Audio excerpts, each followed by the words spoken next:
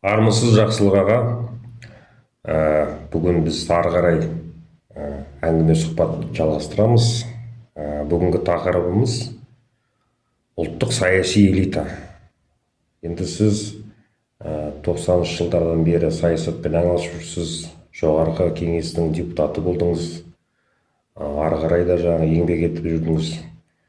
Өзіңіздің жеке тәжірибеңіз бар. Мен осы соңғы кезде ойлана бастадым, бізде шынымен ұлттық элита бар ма деп. Енді бізде ұлттық элитаны тек жаңағы жүйеге, билік басына жақын адамдарды айта ма, сол жаңағы адамдардың Қазақстан қазір 30 жылдан асты егемендік алғанымызға. Қандай мемлекет қалыптастырдық? Қандай адамдар қалыптастырды? Мына Назарбаевтың құрған жүйесі тек Назарбаевтың өзінің жеке еңбегі ме, әлде оған көмектескен адамдар кім? Сол бойынша әңгіме қылсақ. Қош келдіңіз. Рахмет. Сәлеметсіздер ме? Құрметті қалайық. Менің саяси тартысқа араласып, жоғары билік органдарын көргенім 1994 жылғы сайлауда Қазақстан Республикасының жоғары кеңесінің бірінші шақырылымына депутат болып сайландым. О жерде біз бақандай бір-ақ жыл, точка дейді ол, бір-ақ жыл қызмет істеуге Назарбаев мүмкіншілік берді. Сонда кездескен адамдардың ішінде осы Назарбаевтың бетіне келіп, кемшілігін бетіне басып айтқан адамдар болды ма, болмады ма, маған кездескендердің ішінде. Солар жөнінен сосын мемлекет басшылығында болған бір 3-4 өзім жеке араласқан адамдар туралы айтсам болатын шығар. Енді сол мен айтатын адамдардың көбісі бүгінгі күні қарап отырсам, тағы да өткенде айтып кеткенімдей, Назарбаевтың мемлекетті басқарған саясатының, сол кезде Қазақстанды орнықтырған саясатының ертелі кеш құрбаны болып кеткендігіне бүгінгі тарих куә болып отыр деп санаймын. Енді Назарбаевқа осы мен білетін кезде жұрттың бәрі соған мақұлдай берді ме? Жоқ, оның бетіне ащы шындықты айтқан адамдар болды ма? Мысалы, осыдан бірнеше мысал келтіріп келейін, өзім білетін, куә болған. Біріншіден, Назарбаевқа өзі жаңағы сессияның төбесінде отырады ғой, енді бастай отырмайды, кейде отырады. Бір жолы отырғанында мынау Семейден сайланған Тәңірберген Тоқтаров деген депутат болды. Бұл өзі алғашқы 12-ші созивтада депутат болған. Сосын ненің Семей облысында облыстық денсаулық сақтау басқармасын басқарған жігіт содан келген. Сөйтіп саясатта қалып кеткен, бізде де болды. Сол өзі өткір ойлы, батыл сөйлейтін жігіт, сосын әділдікті жақтайтын жігіт. Бір депутаттар бір елге барып келетіні бар ғой. Содан бір келіп қайтып келгенінде Назарбаев трибунада отырады. Жаңағы күні басып сөйлейді, кезегі келгенде. Нұрсұлтан Әбішұлы деді, мен елге барып келдім деді. Елге бардым, елді араладым деп, елдің жағдайы нашар екенін айтты. Сөйтіп келді, Нұреке, есіңізде бар шығар, Семей жеріне барғаныңызда сізге ақ жол тілеп бата берген кәрия барады ғой деді. Оны жұрттың көбісі біледі, менен қазір фамилиясы есімнен шығып қапты. Елде сол кісімен жолығып қалып, сізге арнайы сәлем айтып жіберді. Соны айтпасам аманатқа қиянат болар. Соны айтайын.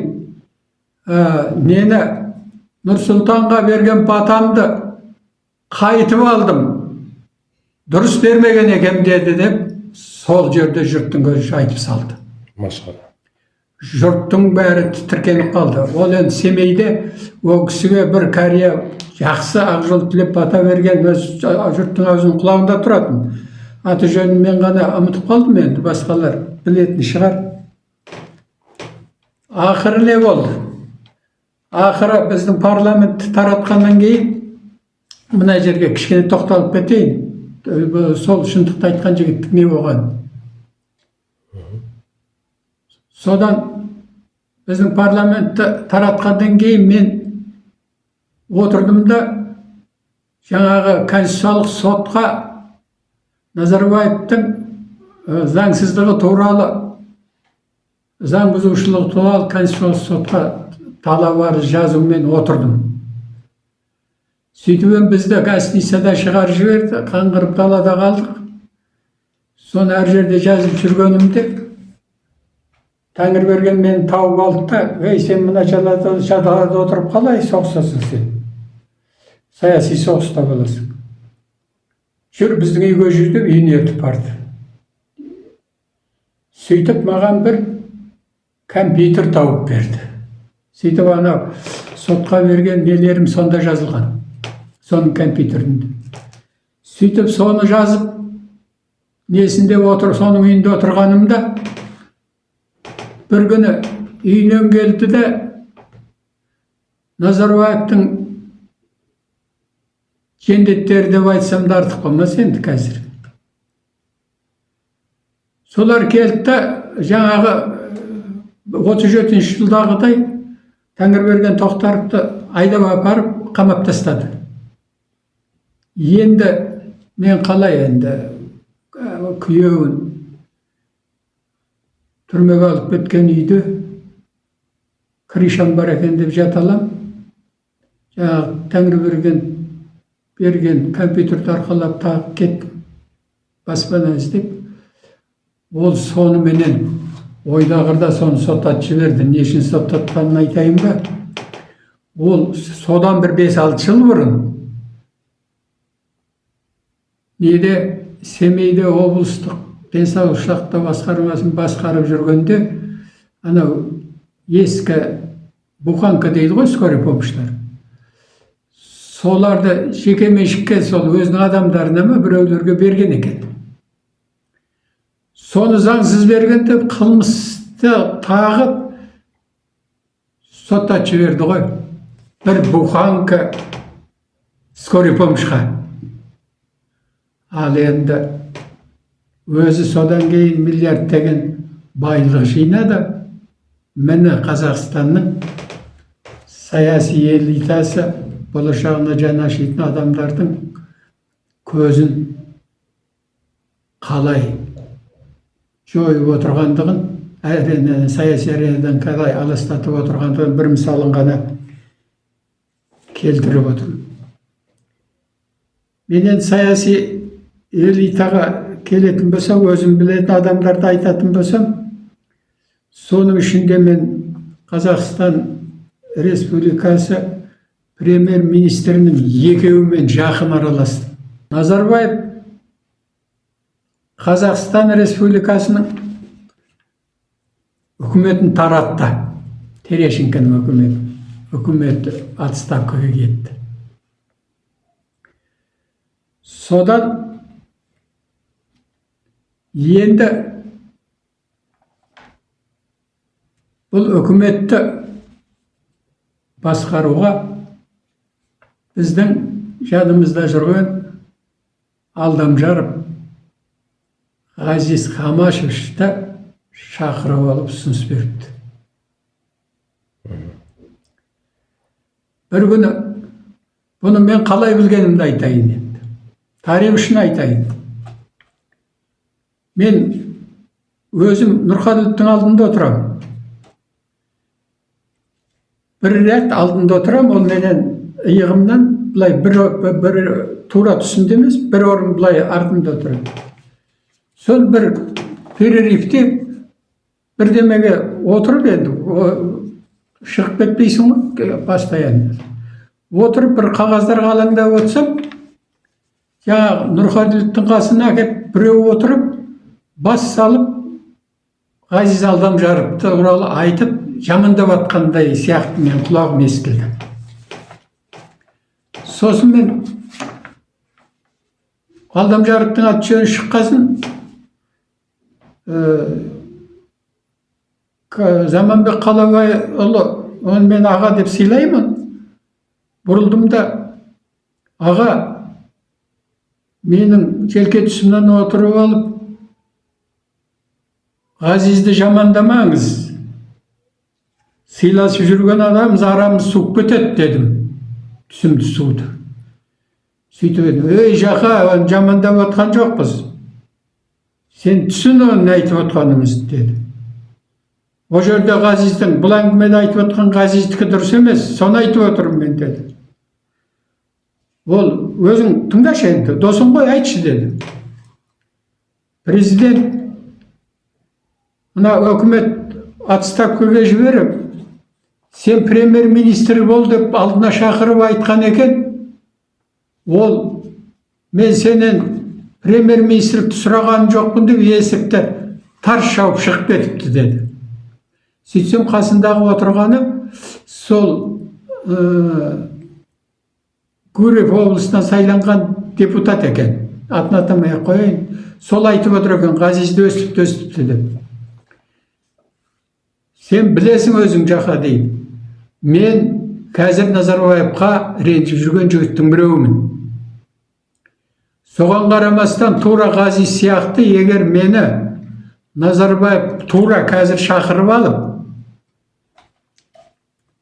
Заманбек, тәжірибең бар, сен мына облыста осындай жағдай болып жатыр деп, ең Қазақстандағы ең артта қалған, ең жердің шетіндегі облысқа әкім болып бар десе, мен ойланбай кетемін дейді. Заманбектің өзін айтқан. Ал оған премьер-министрді береді, соны ол алмайды. Мақұл, алмасын, болғысы келмеген шығар. Енді президенттің есігін тарс жауып шығып кеткен әдепсіздік қой, өзің айтшы деді. Содан енді осы әңгімемді аяқтап кетейін. Бірден ол кезде жаңағы сотқа беріп үйтіп саяси тартыстан қолым тимей жүрді. Сосын бір Ғазизбенен бір кездескенде сұрадым ғой. Осы Заманбектен осындай сөз естідім. Ғазеке, осы сөз шақырып Назарбаев сөйлескені рас па дедім. Рас деді. Шақырып жатыр дегесін, бардым деді. Барып ем, мені мынау Терешенконы отставкаға жіберейін деп жатырмын. Ғазиз, соған сені ұсынайын деп отырмын. Қалай қарайсың деді. Нұреке, енді ұсынсаңыз істеймін ғой дедім дейді. Содан кейін, онда дұрыс деп, солай деп ырза болып қалды дейді. Сосын мен айттым дейді. Бірақ Нұрсұлтан Әбішевич, мен істеуім үшін бір жағдай керек. Мен істейтіндей жағдай керек дедім дейді. Ол қандай жағдай деп, мынау енді министрлерді, облыстың әкімдерін өзіңізбен ақылдасып, мен таңдап сізге ұсынам, қайсысын болады дейсіз, болмайды дейсіз, өзіңіз айтасыз ғой дедім дейді. Бірақ мен таңдап, өзіңізбен ақылдасып, маған таңдауға мүмкіншілік бересіз деп айтты дейді. Ой, Ғазиз, оның болмайды ғой деп айтты дейді. Нұрсұлтан Әбішевич, онда болмаса мен де істей алмаймын, не қыламын оны істегенде. Біреулерді әкеп тығасыз, оларыңыз жұмыс істемейді. Кім кінәлі, мен кінәлі болып шығамын ғой дедім дейді. Соныменен өзің көріп Ғазиздің сөзі біледі. Жақа өзің көріп отырсың ғой, менің орныма келген әкежан не болды? Тура сол менің айтқаным болды ғой, деді ғой. Міне соныменен Ғазиз келіспеді. Нұрсұлтан Әбішұлы кіммен келіскенін өзі біледі. Бірақ сол кезде премьер-министрдің бірінші орынбасары болатын Әкежан Қажыгелдинді премьер-министрлікке ұсынды. Ұсынбас бұрын барлық депутаттарды бір жерге жинады, парламент. Сөйтті де өзі келді. Ана Қонаевтың бұрынғы ескі жоғары кеңестің зданиясында, бұрынғы ЦК-ның зданиясы ғой, Қонаевтың кабинеті бар. Сол кабинеттің алдында зал бар кішкентай. Қонаевтың кабинетінің алдында. 100-200 адамдай кетеді. Сол залға жинады. Отырмыз бәріміз. Назарбаев келіп отырды, қасында Кекілбаев отыр, қасында тағы біреулері бар шығар. Сөйтті де келді, айтты. Құрметті депутаттар, деді. Енді сіздермен келісіп істемесе болмайтынын мен өте жақсыны түсінем, деді. Сондықтан кім сессияға кімді ұсынайын, қандай қызметке ұсынайын, соны өздеріңмен ақылдасайын деп келдім, дейді. Сөйтті де премьер-министрге ойлап ол Алдамжаровқа ұсыныс айтқанын айтпады о жерде. Қажыгелдинді ұсынайын деп отырмын, деді. Егер сендер мақұлдасаңдар, басқа кандидаттарың болса, демократияның шырқау шегі болды бұл. Басқа кандидаттарың болса айтыңдар, ақылдасып көрейік, деді. Сөйтіп еді, о кезде Қажыгелдин белгісіз, небежный кон ғой ол, белгісіз, ешкім білмейді оны. Келді, Семейден келді, премьер-министрдің бірінші орынбасары болды. Оның қандай жетістігі, қандай кемшілігі бар, ешкім білмейді, мен өзім білмеймін. Білмейді, ешкім қарсылық айтамады. Келісеміз деді. Сайлау жоқ, әше предварительный беседа. Мақұл, деді. Ал енді вице-премьерлікке кімді ұсынамыз, деді. Сөйтіп еді. Ол өзі айтты. Вице-премьерлікке Тұрсыновты ұсынайын, деді. Тұрсынов деген әңгімесіне қарағанда сол Назарбаевқа бажа деген сондай бір туысқандығы болатын. О кезде ол Германиядағы ма, сол күні бір жақта елші екен, бірақ шақырып әкеп қойыпты. Алматыда екен. Сөйтіп еді, Талдықорғандықтар почти өреті көріп өлді. Нұреке болмайды оныңыз, деді. Сөйтсем ол Талдықорған облысында әкім болған екен.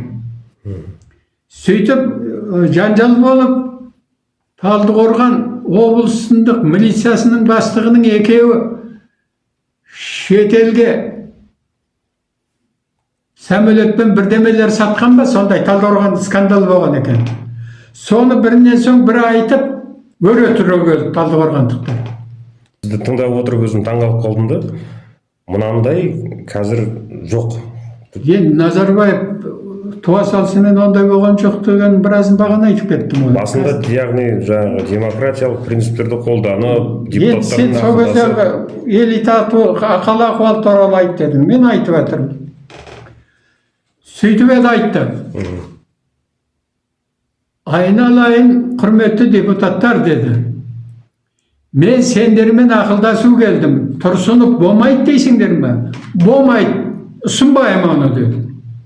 Сендер айтсаңдар болды. Ал енді кімге қарайсың, қалай қарайсыңдар, деді. Кімге? Сәрсенбаев Алтынбекке. Сөйтіп еді, ана залда отқан депутаттың көбісі өре түріп өлді. Нұреке болмайды ол, деді. анаусын айтты, мынаусын айтты. Сөйтіп кім? Назарбаев демократияның о кездегі шырқау шегін меңгерген саясаткер болғандығы ма, или қандай ойы болды, о жағына мен миым жеткен жоқ. Менің миым жеткені Сәрсенбаевты ұсынбаймын деді, ұсынған жоқ. Сөйтіп отырып келді, Ахметжан Есімовке қалай қарайсыңдар? Премьер-министрдің бірінші орынбасарлығы. Сөйтіп жаңағы отырған, залда отырған алматылықтар бірінен соң бірі кәдімгі. Олар енді Есімовті ол ұсынатынын да білмейді, ол жиналысқа шейін. Ондай әңгіме болған жоқ қой, олар сол Тұрсыновты өткізеді деп ойлаған ғой. Бірінен кейін өре түрегелді. Ой, бұл Есімовтен артық Қазақстанда туған пенде жоқ. Жаратылысынан сұмдық мақтауды көйтті. Сол уақытта енді случайность кім? Серік Әбдірахманов екеуміз қатар отырып қалдық. Мына шеткі орындықта оның екінші орындықта мен отыр екем. Мен Есімовның кім екенін де білмеймін, мен спокойно отырып, анау спокойно отқан жаңағы дауларда қозбай отырған Серік досыма қараймын, ол шыдай алмай отыр, қолын бүйтіп. Қолында ана мужской балетка дей ма? Еркектер бір ұстап жүретін сөмке болады ма? Барсетка. Барсетка. Сонысы бар. Бүйтет. Болмады ма? Білмеймін. Бір уақытта жақа мынан ұстай тұр деп барсеткісі маған берді, қолын көтерді. Оған Назарбаев көріп тұр енді. Бұған сөз бермейді. Ана жақтан анау Алматыға мынаған береді. Тағы мақтау кетті. Сосын шамалы отырды да, бір уақытта қайтадан тұрды. Сөйтті да тұрып алды. Сөйтіп ана біреуі, бұған Назарбаев рұқсат берген жоқ сөйлеп. Біреуі сөйлеп бола берген кезде іліп әкетті.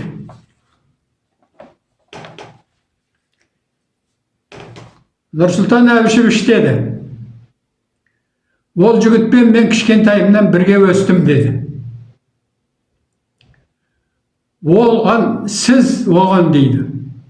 Сіздің арқаңызда ол Алматы облысында бірдеме совхоздың директоры болды деді. Совхоздың экономикасын құртып, совхоздың несін бұрсыз шығарып, сіз оны бірдеме ауданға әкім қойдыңыз деді. Бірінші секретарь ма, әкім ба бірдеме қойдыңыз деді.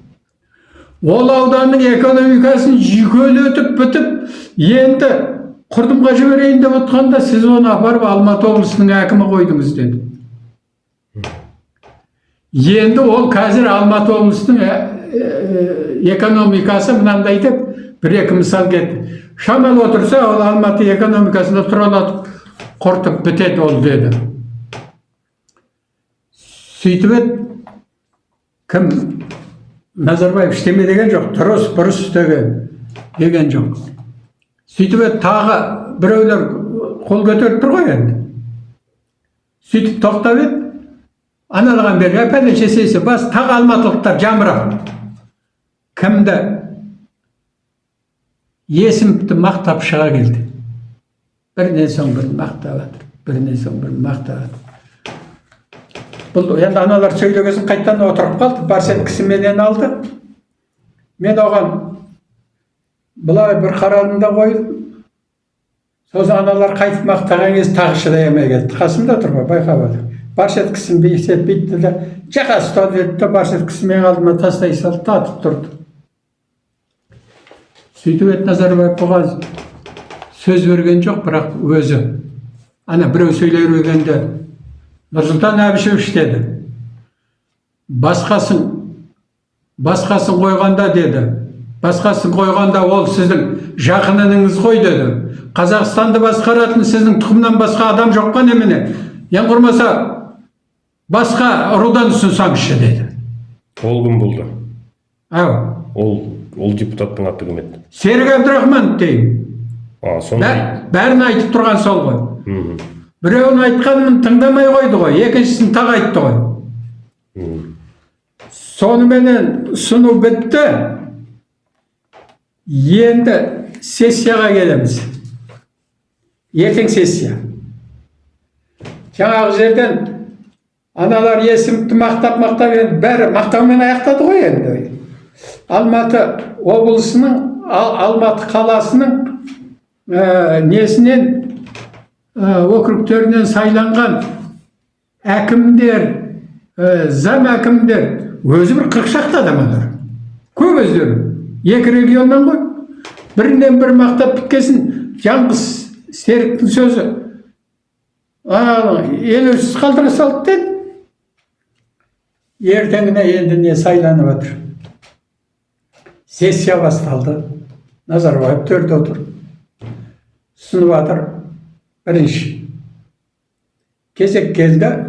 Премьер-министр Қажыгелдинді сынам деді. Қажыгелдин трибунаға шықты. Енді қоятын сұрақта жоқ оған. Көрінбеген адам ғой біреу. Оны біреуді сынау үшін ол бірдеме істеу керек қой. Ешкім ешқандай жөнді сұрақта қойған жоқ. Біреу берсе бір безболезненный дейді ғой, сондай сұрақтар берсе берген шығар, есімде жоқ. Сонымен дауысқа салды.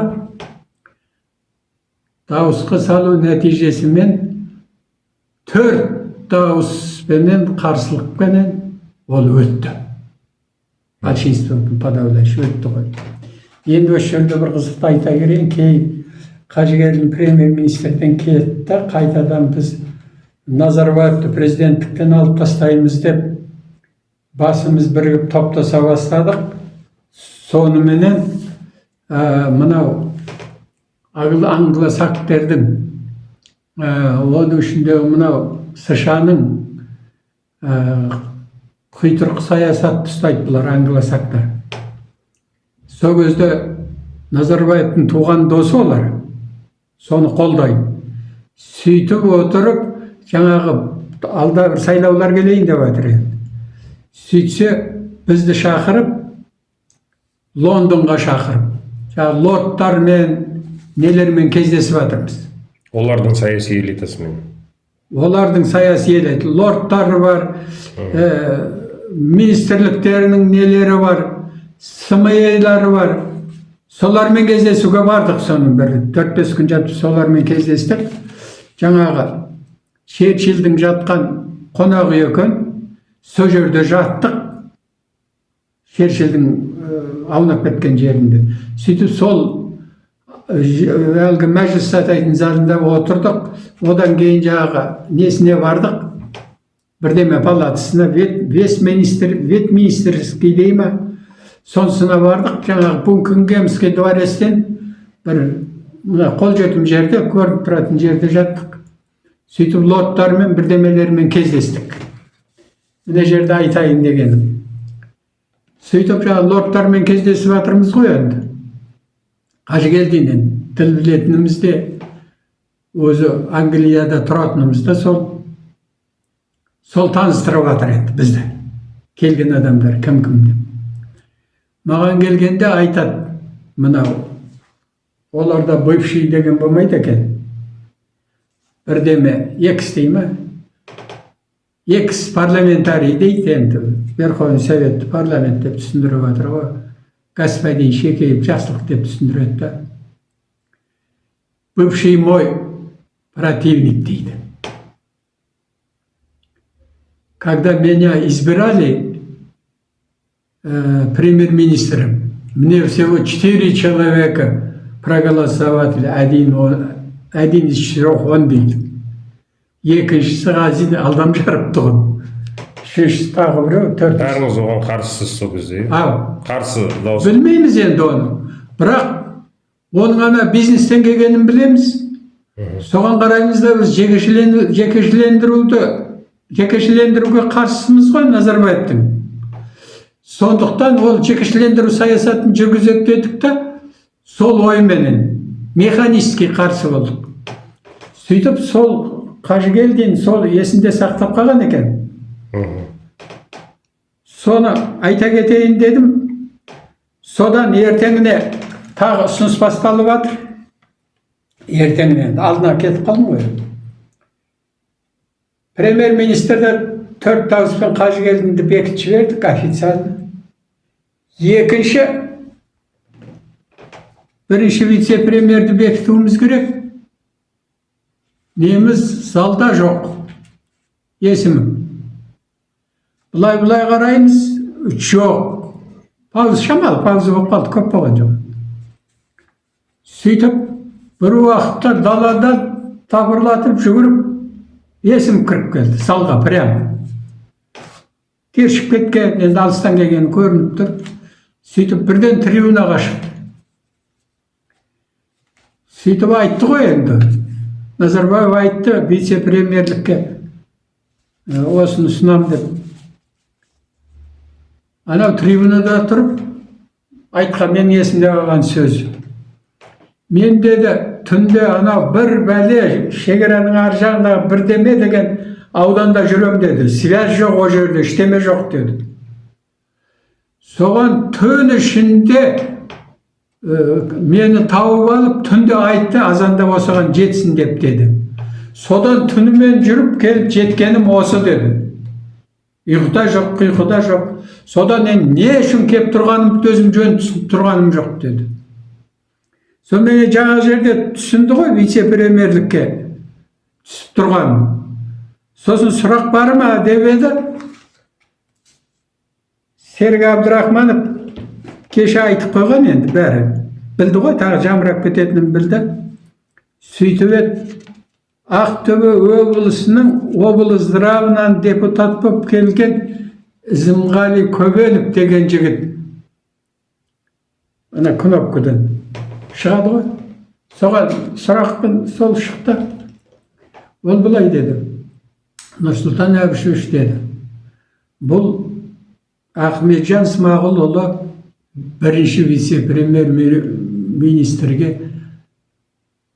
өте лайық жігіт екен деді. Ана биографиясын таратып берді ғой сол кезде. Бізге таратып берді. Мынаны қарап отырмын деді. Өте лайық.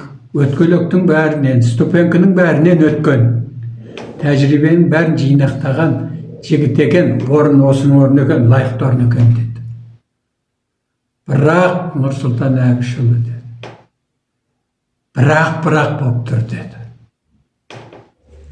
Себебі мына өмір тарихына қарап отырсам, бұл совхоздың директоры да жер жаннаты Жетісуда болған екен. Райком бірінші хатшысы да жер жаннаты Жетісуда болған екен. Облыстың басшысы да қазір жер жаннаты Жетісуда екен. Нұреке қазақтың, бүкіл қазақтың жері, жер жаннаты Жетісудан туылмайды ғой. Мына Ақтөбенің шөлдері бар ғой. Маңғыстаудың сорлары бар ғой, ненің Торғайдың далалары бар ғой, бұл кісі. Ондағы жағдайды білмей екен. Мынау не, вице-премьер негізінен ауыл шаруашылығымен айналысу керек ол. Оны білмей, біздің жағдайымызды білмей, бұл қалай басқарады? Елді қалай дұрыс басқарады? Нұреке, лажы болса сол елдің жағдайын білетін, сол құм шөлейттің жағдайын білетін біреу түсінсаңыз болмас пе деді. Қандай дипломат. Сөйтіп еді кеше анау Серік Әбдірахмановтың сөзіне құқ өтпей отырған Назарбаев тас талқан болып ашылады. Міне қазақтың жүрген жері осы ғой, оңбайды ғой, бөлініп шыға келеді ғой деді. Қалай дегенмен Ізімғали айтты қалды, бірақ тарихта қалды. Назарбаевтың өзіне және несіне қарсы шыққан адамдар. Туысқан, жақын туысқан екен ғой есім. Бүкіл ғұмыры сон. Самұрық қазынаның ақшасы да соның қолында болды, ағайын екеуі. Одан тарихтан білеміз оны. Енді бір жағдайды сіздерге айта кетейін мен. Мынау Олжас Сүлейменов деген азаматпен сол жерде кездестім мен. Ақын, жазушы. Ақын, жазушы, саяси қайраткер. Бірге қызметтес болдық. жаңағы Алдамжаровты қолдаған досының арқасында қолдадым мен. Бірақ дауыс бергенде Алдамжаровта 4 дауыспен жеңіліп қалды. Негізінен біз оны көреміз. Осы Олжас Омарович бізге берген уәдесін ұстап тұра алмады. Не себепті? Ол сатқындық жасаған жоқ. Ол жөнінен Олжасты кінәлаған әбестік болар еді. Сатқындық жасайын деген жоқ. Назарбаевтың құйтырқылығы сол, оны соған мәжбүрледі. Осындай қазақтың аптал тұлғаласын тізесіне отырғызып, өзінің райынан қайтып көпшіліктің алдында қарабайт болатын жағдайға жеткізді. Назарбаев пен оның адамдары жеткізді. Ол қалай болды? Ол бұлай. Назарбаевтың туысы деп есептейміз біз. Кім қалай ойлайды, онысын мен білмеймін. Бірақ Болат Әбилов деген саясаткер бар, кейінгі жылдары әрене... Кәсіпкер. Ең алдымен кәсіпкер. Ең алдымен кәсіпкермін дейді. Бірақ оның кәсіпкер болып қатырған жерін мен білмеймін. Өзін кәсіпкермін деп атайды да. Бар шығар енді, кім оған Заманбек ағам өтірік айтпаса, Дариға менен нені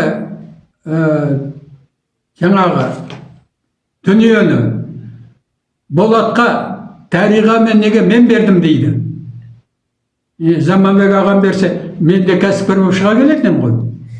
Оның қалай кәсіпкер екендігіне, қаншалықты успешный кәсіпкер екенін мен білмеймін. Бірақ Кәріметтің тарихы оның кәсіпкер ретінде түкке тұрмайтынын дәлелдеп берді деп санаймын мен. Бірақ ол мейлі ғой, өз басымен өзі кетсе. Сол Болат Әбиловтың кәсіпкерлігі, шала кәсіпкерлігі қазақтың болашағының түбіне шауып кетті деген күдігім бар. Балта шауып кетті деген. Ол қалай? Анау Кәріметті енді Сасковец деген белгілі советский директор басқарды ғой. Бізде өкіметтің мүшесі болды, вице-премьер болды ма, бірдеме болды. Сөйтіп Ресейге барып, премьер-министрдің бірінші орынбасары болды Сасковец. Сол істеген ғой Кәріметті. Содан қалған Кәріметте мыңдаған тонна продукция қалып кеткен складында. Соны енді без подачи Нұрекең соған басқару билігі какой-то бір кішкентай периодқа Болат Әбиловке тиді ғой. Тиқбал тарихта сондай кезең болды. Сол кезде адамның тойғысыздығын айтайын да, жатқан шексіз байлықты, енді тегін қара металл, о неше түрлі ғой, профиль, лис бар, басқа бар, арматурасы бар. Соны енді жатыр ғой. Бұл хозяин болып қалды. Тем более ол кезде анау несін айлықты да жұмысшыларына қарыз болып атқан кез. Соны енді заңды түріменен шетелге сатса, шетелге, ішіне сатса, ішіне сатып, ақшасын алса да болады ғой. Бұл кәсіпкерлердің тойымсыздығы соншалықты, соны шетелге сататын долясынан мемлекеттік бюджетке жаңағы не төлейді? Салық төлеу керек қой. Салық төлеу керек қой. Сол салықты төлемейтін жолын іздестіреді ғой. Сөйтеді да, мен өз басы қасында жоқпын, бірақ сол кезде қалыптасқан пікірді айтып отырмын. Енді басы қасында болғандар, осыны растар теріске шығара жатар өздері. Мен сол кездегі өзім көрген, білген, естігенімді айтып отырмын. Бұл енді естігенім. Содан енді Олжас ағамыз кімге дауыс бермей қалды ғой енді. 4 дауыспен жеңілді мысалы. Олжастың партиясының өзінде 7-8 ба, партиясы емес ана. Неведа Семей қорынан ба, 6-7 ма депутаты болатын. Олжастың өзіменен қосқанда. Олжас өзінің командасымен түгел дауыс берсе, біз 3 дауыспен жеңіп кететіндік қой. Кекілбайды. Демек Олжас сояққа берді деп ойлаймыз. Сонда Енді бұл қалай болды дейміз ғой. Қалай болғанда, жаңағы біз отырмыз бірінші турдан кейін, екінші турға бюллетень таратпай пауза болып қалды, үлкен. Бір 3-4 сағатқа созылған пауза болды, ұзақ пауза болды. Содан отырмыз залда, шығармай отырып, қазір бюллетень таратамыз, күтіп отырмыз ғой. Сонда кім қасымызда отырған, ана жерде Қуаныш Сұлтанов отырған, ол да бірінші турда неге қатысқан, оны Сінек па, Пінек па партиясы болып болатын, оның нелері, жақтастары көп болатын, несі партияластары. Соны шақырып әкетті бір уақытта. Сөйтіп отырып, бір уақытта енді Олжас ағамызды да шақырып әкетті. Шығып кетті. Сосын залда енді даусымыз жетеді ғой, қай жаққа барып отыр бұл кісілер деп. О жерде Назарбаев отыр, сол өзі обработка жасап отыр деді. Содан не болады енді деп. Енді Олжас ағамыз енді мысалы мені күттеген Алдамжаровқа дауыс берді.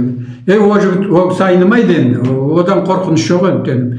Енді Сұлтанов ана мен туысқандығы бар, бірдемесі бар, ол дауыс берсе беретін шығар. Олжас ағамыз Алдамжаровқа береді ғой, мен сөйтіп жоқ олай деме деді, жаңа жерде отырған біреу. Бұл ана Бутия бұны көндіріп, жаңағы кәрметте жатқан металды Олжастың Невада Семай қоры арқылы сатқызған. Ол кездегі заң бойынша ол қор шетелге бірдеме сатса, одан салық төлемейді екен. Госпошлина ма бірдеме деп атайды ғой. Соны төлемейді екен. Сонда соны төлемеу үшін Олжас ағамыз тартқан ғой енді. Бұл енді бизнесмен емес, саясаткер емес, юрист емес. Енді оның қалай көліп қалғанын мен білмеймін ғой. Айту солай. Қазір соның оған қылмыс қозғап қойған деп жаңа Олжас ағам сояқта әлі жоқ, бізде жоқ әлі, сыртта жүр. Назарбаев жақта жүр ма, бір жақта жүр, біз білмейміз қайда барған. Оны соны алдына қояды деді. Ол жөнінен жаңа қылмыстық іс қозғап қойған. Жаңағы ненің үстінен де, Бутияның үстінен де, Олжастың да үстінен де соны көрсетеді. Егер кім әлгі Әбіш Кекілбаев жеңіп кетсе, сені аппаратта қамайды дейді, сосын амал жоқ көнеді. Енді Олжас соған дауыс береді деді. Сонымен бір уақыт Олжас ағамыз қайтып келді, дауыс бердік. Санағанда 4 дауыспен ұтылып қалдық қой.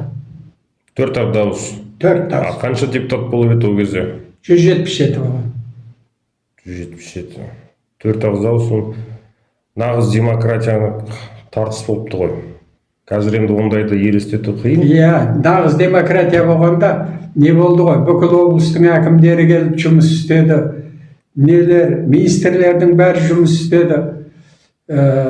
Партияның бәрі Кекілбайға жұмыс істеді. Бізде жұмыс істеп отқан жаңағы Олжас ағамыз еді, Қажымұрат Нағманов, Ғазиздің өзі, сосын энтузиазм ғой. Қазақстанда өзгеріс болсын деген энтузиазм. Соның өзінде сол 4 дауыспен жеңілдік қой.